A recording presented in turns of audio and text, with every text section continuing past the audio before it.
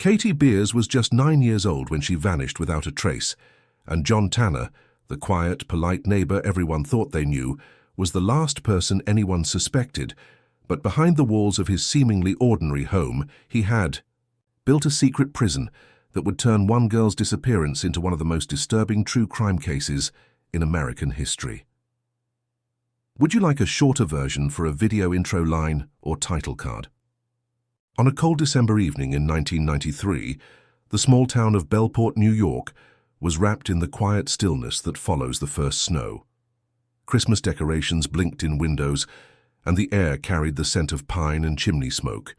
It was the kind of town where everyone knew everyone, and nothing truly bad ever seemed to happen, until the day 9-year-old Katie Beers vanished without a trace. Katie had gone to the local shopping mall with her aunt, a woman who had raised her since infancy. They had made a short trip to buy holiday gifts, stopping at an arcade on the way. Katie loved video games, especially the claw machines, and was often allowed a few minutes to play while her aunt waited nearby. Witnesses later remembered seeing her excitedly feeding tokens into a machine near the entrance. She was wearing a red winter coat, her dark hair tied in a ponytail, and looked like any other happy child on the brink of Christmas break. When her aunt reported her missing just 2 hours later, the police were skeptical at first. In many cases, missing children are found quickly, especially in public places like malls. Officers conducted a sweep of the building. They checked security footage, entrances, bathrooms, and maintenance corridors. Nothing. Katie had vanished as if she'd walked into the air itself. The footage showed her playing at the arcade one moment and then nothing. She never exited through the front doors, never showed up on any camera leaving the premises. The entire town mobilized. Flyers with her photo were taped to storefront windows. Local news stations covered the story relentlessly. Search teams combed the surrounding woods and parks. Divers checked nearby lakes and drainage ditches. Police dogs followed a scent trail that ended abruptly behind the mall, near a snow-covered parking lot. It was as if the earth had opened and swallowed her. What made the case even more unsettling was Katie's background. Though she seemed like a normal child, her home life was anything but. She had bounced between relatives and family friends her entire life. Her mother had never been consistently present, and her father was out of the picture. The one stable presence had been her aunt, though neighbors quietly whispered that Katie seemed withdrawn and quiet, rarely seen playing with other children. Some said she often looked nervous, glancing over her shoulder as if expecting something or someone to appear. In the following days, police questioned everyone close to Katie, friends, teachers, neighbors, and especially her aunt, who had been the last to see her. The story the aunt told was simple. She had turned away for just a moment to answer a call, and when she looked back, Katie was gone. But some officers found her demeanor strange. She didn't cry. She wasn't panicked. She seemed more annoyed than grief-stricken. As days turned to weeks with no sign of Katie, hope began to fade. There were no ransom calls, no credible sightings, and no physical evidence. The case grew cold, and the people of Bellport locked their doors a little earlier at night. But what? They didn't know what nobody could have imagined, was that Katie Beers had never really left the town. She was hidden, trapped in a nightmare that was unfolding just a few blocks away. As the days turned into weeks, the disappearance of Katie Beers hung over Bellport like a storm cloud. The initial media frenzy had quieted, but the investigation never stopped. Detectives working the case began to narrow their focus. The frantic public searches yielded no results, and with no clues from the outside world, suspicion slowly turned inward. Who had access to Katie? Who might have lured her away without causing a scene? One name kept surfacing: John Tanner. He was a family friend, someone who had often been around Katie since she was young. A single man in his 40s, John was quiet, polite, and well-liked in the neighborhood. He frequently offered to help Katie's aunt with errands, and had even babysat Katie a few times. When questioned early in the investigation, he had offered a simple alibi. He'd been home alone on the day Katie disappeared. At the time, there was no reason to doubt him, but now, with nowhere else to turn, investigators took a second look. They started by observing John more closely. What they found was unsettling. His modest house on the edge of town was oddly fortified. The windows were blacked out with heavy curtains and nailed boards. Multiple locks lined the inside doors. Neighbors said John kept to himself and rarely had visitors. Delivery drivers complained that he never answered the door. He would meet them halfway down the driveway, as if he didn't want anyone too close to the house. A few days into their surveillance, detectives noticed something peculiar.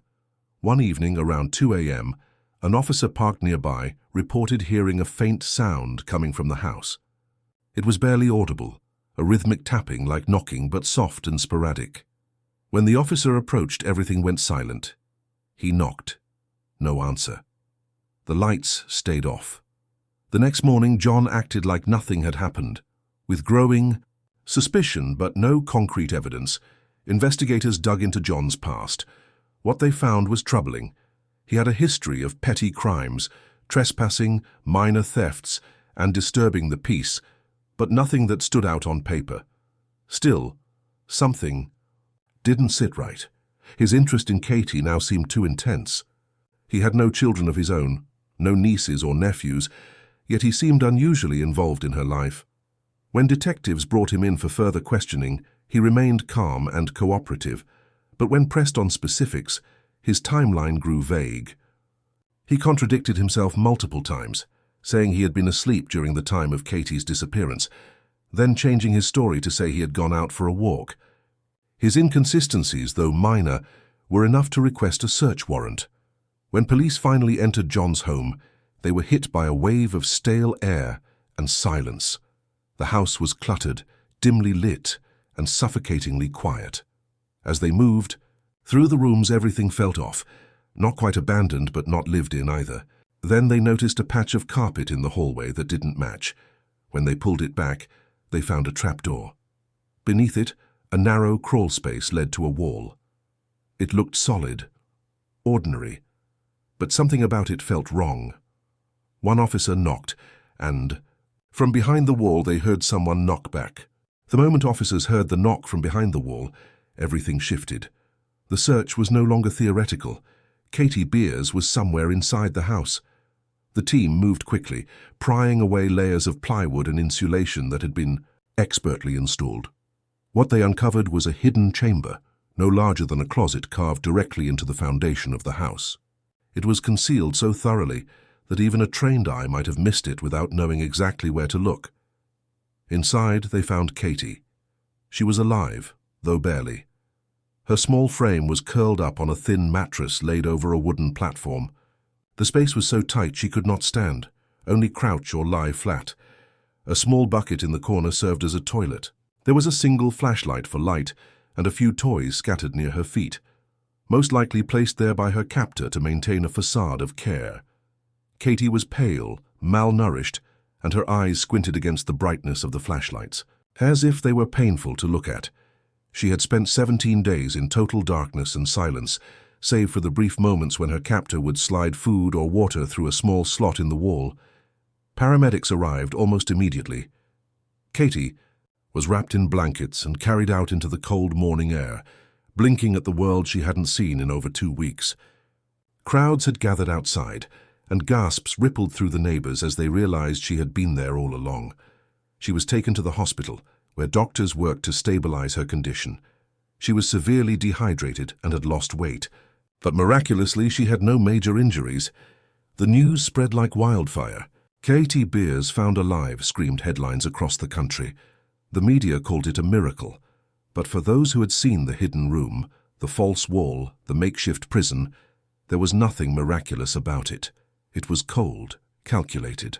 Horror John Tanner was arrested on the spot. He offered no resistance and said nothing as he was led away in handcuffs. At the station, he sat in silence, refusing to answer any questions. His lawyer quickly intervened, demanding a psychological evaluation. The detectives didn't care.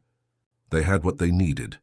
What puzzled investigators was the sheer amount of effort John had put into constructing the hidden space.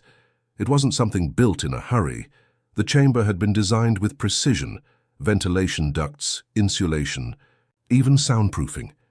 He had built this long before Katie disappeared. That meant he had been planning something like this for years. The search of the house continued, revealing more disturbing details. Shelves in the basement were stocked with children's items, clothing, books, toys, none of which Katie recognized as her own. It was as if the room had been part of a larger plan, one that was never meant to be discovered. Katie's rescue was the beginning of a much darker revelation. Because as she slowly began to talk about what had happened in that room, investigators realized there were things inside that house far more terrifying than they had first believed. As Katie recovered in the hospital, doctors and therapists worked carefully to help her regain her strength and trust. Physically, she was healing faster than expected, but emotionally, she was quiet and withdrawn. She often stared at the walls, flinched at loud sounds, and hesitated when asked questions. Still, investigators knew that any information she could provide might reveal how deep this nightmare truly ran. Eventually, in carefully guided sessions, Katie began to talk. Her words were simple, but the meaning behind them was chilling. She described the hidden chamber in vivid detail, the way the walls pressed in, how the light was only sometimes turned on, and how John would slide food through a slot without speaking. But what disturbed investigators the most were Katie's accounts of what she heard while trapped inside. She remembered hearing voices, multiple voices, not just John Tanner's deep, gravelly tone, but women's voices too, laughter, conversations. Sometimes she heard a child crying, sometimes she heard music. It was always faint, like a radio playing in another room, but it was enough to make her question whether she was alone. These statements ignited a fire under the investigative team. Could there have been others held in that house before Katie? Was this chamber used more than once? And if so, what had happened to those victims? A new search warrant was secured, and forensic teams returned to the property to examine every inch with fresh eyes and new urgency. In the basement, under cracked tiles and behind old storage shelves, they found more hidden compartments. One was nothing more than a crawl space with scratch marks along the wooden beams. Another held a child's shoe, no larger than a toddler's size, long decayed and covered in dust. Beneath a layer of floorboards in a back room, cadaver dogs indicated the presence of human remains. DNA analysis later confirmed the impossible. Biological traces matched two girls reported missing in nearby towns, both cases long considered cold. Neither girl had any known connection to John Tanner, at least none that had been discovered until now. But their disappearances, years apart, bore eerie similarities to Katie's case. Each girl had vanished without a trace, near public spaces, and both had been under the radar due to unstable family environments. Police began to piece together a disturbing timeline. John had likely targeted vulnerable children, those who wouldn't be missed immediately, those with fractured home lives just like Katie. The community was blindsided. The man who had lived among them for decades, who waved politely and mowed his lawn, was no ordinary criminal. He had been planning and executing these crimes methodically, hiding behind a facade of normalcy while building a private world of horror underneath his own home. With new evidence in hand, prosecutors prepared for a trial that would capture national attention. But just as they were building their case against John Tanner, a new lead emerged, one that would rip open the heart of the investigation and reveal that John had not acted alone. The discovery of multiple victims and hidden chambers inside John Tanner's house had turned the case into something far more horrifying than anyone had imagined. The media labeled him a monster, a predator, hiding in plain sight. The public wanted justice. Investigators, however, weren't finished. They knew there were still pieces missing. Too many questions were unanswered. How had he managed to abduct children unnoticed? How did he stay ahead of suspicion for years? And why had Katie specifically been taken? As detectives combed through interviews and reanalyzed early witness statements, they noticed a troubling inconsistency in the timeline provided by Katie's aunt. She had reported Katie missing only hours after visiting the mall, claiming she had looked away for a moment and then found her gone. But her phone records painted a different picture. Investigators found multiple calls to John Tanner on the day Katie vanished, some just minutes before the supposed trip to the mall and others afterward. When pressed for an explanation, her story began to unravel. Bank records showed that she had received a large cash deposit only days before the abduction. It wasn't from a paycheck or government assistance. It came from an untraceable envelope dropped off at a local bank branch. The timing was suspicious. When confronted again by detectives, her reaction changed. No longer defensive, she became quiet, guarded. After hours of questioning, she finally confessed. She had helped arrange Katie's disappearance. Her admission was not full of remorse, but rather self-preservation. She claimed she was in debt and desperate. John Tanner had offered money in exchange for access to Katie. He had told her it was for a better life for the girl, one where she would be cared for and protected, away from the chaos of her home. Whether she believed that or not no longer mattered. She had led Katie to the mall knowing John was waiting nearby. She left her alone at the arcade, as they had planned, and walked away. The betrayal was beyond comprehension. The woman, Katie, had trusted most in the world, had sold her into captivity. The revelation shocked the town, even more than the hidden chambers. It was proof that evil didn't always wear a mask. Sometimes it came from the people closest to you. Katie, now in the care of Child Protection Services, was told the truth in stages. She didn't cry when she learned what her aunt had done. She simply nodded, as if some part of her had always known. Both John Tanner and Katie's aunt were charged and later sentenced to life in prison without parole. Their trial was swift, the evidence overwhelming. Katie later left New York under a new identity and relocated to a different state with a foster family. Her location remains protected to this day. The house where she had been held was demolished, but locals say the land still feels wrong. Grass doesn't grow there. Children avoid it. At night, some swear they hear sounds, faint knocking, whispering, voices, as if the walls that once trapped Katie are still remembering.